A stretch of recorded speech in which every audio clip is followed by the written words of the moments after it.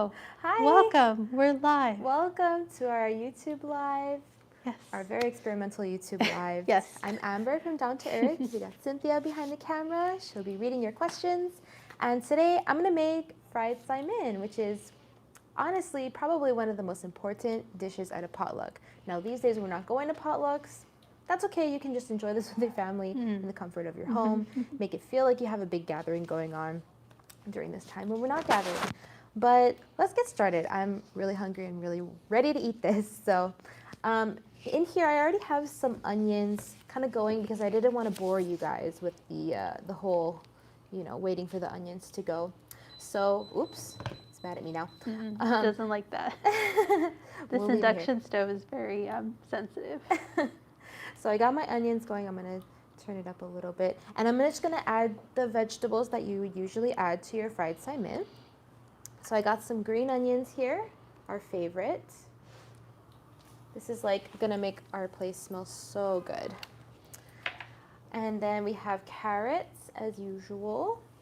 Again, nothing new here. This is a completely plant-based dish, but you would never guess when you see the end product. Okay, so we got that going. And then I'm just gonna add a little bit of cabbage. Pretty easy so far, right? Okay, this is our very first YouTube, so if anything goes weird, sorry about that. I'm just trying to see if I can access the chat function. Okay, can't. Okay. So I just have this going in a little bit of olive oil, but if you are not using oil in your life, you can add some veggie broth and that will be just fine. Keep everything kind of moving for a second. Oop. Spill everything around, just like you do at home. Okay, I'm gonna let these chill for a little bit while we make our marinade because we're making vegan char siu. Yes, I know. Crazy, right? So we're gonna be making our char siu out of soy curls. Now you could use tofu for this, you could use seitan, you could use, actually if you're gluten-free and soy-free, you could use carrots and marinate them the same way. But today I'm using soy curls. So char siu is really what I feel like distinguishes Saimin from a ramen. Like every time I ate Saimin as a kid, I always had char siu in it and the kamaboko and stuff. I don't have the kamaboko today, but maybe that's a future recipe. So I'm gonna start off with my wet ingredients. Got some maple syrup because char siu is really like it's like a sweet pork, you know? So we gotta get that sweetness in there. Okay, then I'm gonna put in some sesame oil. You gotta have sesame oil. That's like a classic flavor. I'm gonna add some coconut aminos, which this is very similar to soy sauce. So if you're looking to reduce your sodium, this is a really good product and it tastes just like soy sauce or shoyu if you're, depending where you come from. Okay, I'm gonna add 2 tablespoons of that. And then mirin, our cooking wine. This is our favorite brand of mirin. Ooh. And then I'm gonna add some molasses. Give it that kind of like smoky sweetness. And this is very like thick and gloopy, so. Yeah. Right. Yeah, because char siu always is very sweet, like you were saying earlier. Yes.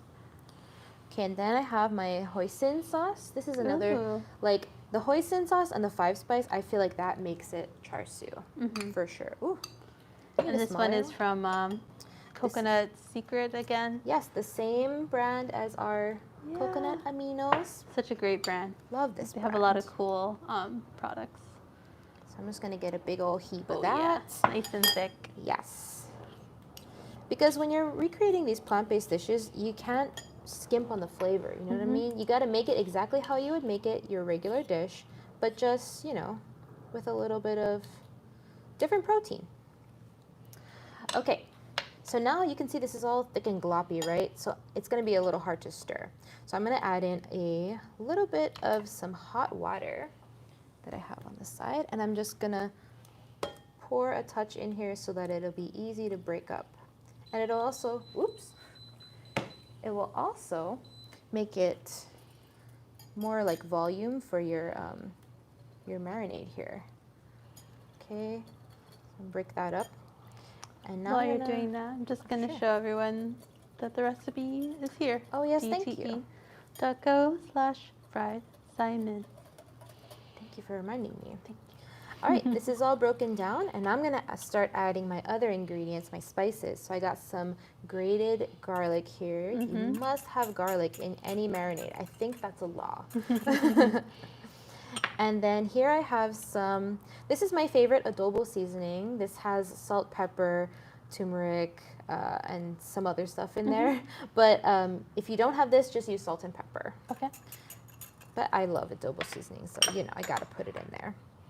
And then I have our 5-spice powder. If you smell this, it's just like, wow, I'm in Charsu land. I feel like I'm having my favorite takeout. Yeah. So we gotta have that one. Definitely smells like a Saimin house. Right? You know, like Dillingham Saimin or oh boy. I'm not trying to call out any any special ones. I don't want to start a Saimin debate. war.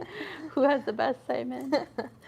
And then this is the most interesting ingredient. This is beet powder. I got this in our bulk spice department, and Cool. I think it will make it look a little more reddish because you know Charsu has that reddish outside. Yeah, it has almost like a pink sometimes, and it's really like. Doesn't it look so pretty too? Right. I feel like it's the perfect Charsu color. You won't see it now, but maybe you'll see it when you When you cook it. when you cook it. Yeah, but you don't need it though. That's just Yes. for coloring. This is for if you're just trying to go For off fun. the deep end and just try to impress people. Yeah. All right, so we have our marinade. Just gonna add our soy curls to this. And And are kinda, these dried soy curls or did you rehydrate them? these are dried, Okay, completely dried. perfect. Because now, I'm glad you asked that because with the hot water that I put in here, it will Yeah. kind of open up and allow the soy curls to absorb more of the liquid in here. Now the hard part is letting it sit for overnight. Oops, I'm getting it off this thing. Letting it sit overnight or 24 hours. Mine, personally, the ones that I made beforehand, I had marinated it for at least 24 hours. And I think it makes a difference, but at the very minimum, overnight. Okay. Okay, so next. Looks like our veggies are looking pretty nice. Yeah. So I'm gonna go ahead and toss them. And then I'm gonna add, I forgot to say, once these are done marinating, you're gonna wanna bake them in the oven. Okay. 350 for about 20 minutes. You don't want them to cook all the way through. Like these ones I have prepared earlier. They cooked a little bit too much through, and this was about 25 minutes. Okay. So I would say maybe 15 to 20 minutes max. Okay. So I'm gonna add that into here. Boop. Right. And since you have to make that overnight, you might as well make a lot. Yes. Because it'll keep in the fridge for a long time. Oh my gosh, yeah. You could put it on rice. You could Yeah. eat it, you know, however. You could put it in your Saimin. Nice. Okay. Everyone getting to know each other in this party here. And now I'm gonna add in our egg. I know I've been cooking with eggs a lot recently, but honestly, this makes it a fried Saimin. So I just made the just egg, which is right here. I love this product. It's just made with mung beans and some other spices. But it's basically like a shake and pour pancake type of deal. And you just like cut it into pieces, like strips like this. Does this look familiar in your fried Saimin? So I'm just gonna add that here. I didn't cook this all the way either because I wanted it to kind of fry up as well. So we're just gonna mix this in. Look at how colorful and beautiful. And if you could smell this, oh my gosh. It smells like Very nostalgic. childhood, yeah. Okay, and now we need to have our Saimin in here. Okay. For fried Saimin, we need that, right? So here's my Saimin. I'm using these gluten-free noodles. This is the rice and millet. And this one's cool because, actually I'll put this down for a second. This one's cool because it comes with 4 in a pack of these like very classic wavy Saimins, cakes. Little blocks. Yeah. Okay. Yeah. Yeah.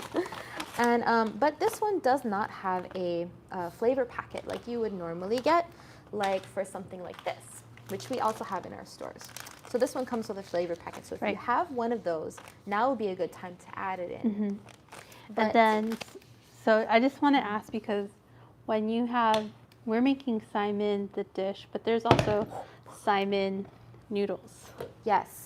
So can you clarify what the difference is between this ramen noodles and then like what people they can also purchase Saimin noodles? Yes, absolutely. So you can definitely do that. I'm just breaking up this right now. But so Saimin noodles traditionally have a little more egg in them, so they're a little more chewy. And I think the dish Saimin, as we know it here in Hawaii anyway, always has Charsu and always has kamaboko, which is like fish cake, right?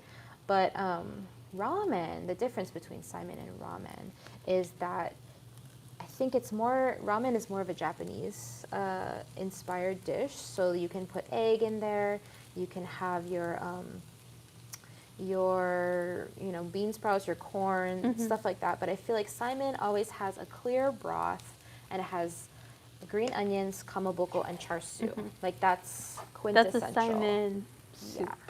But we're making fried Saimin. Yeah, so I still have the green onions and the charsu in here, and the carrots and cabbage are more for that fried element, like the fried rice kind of vibes.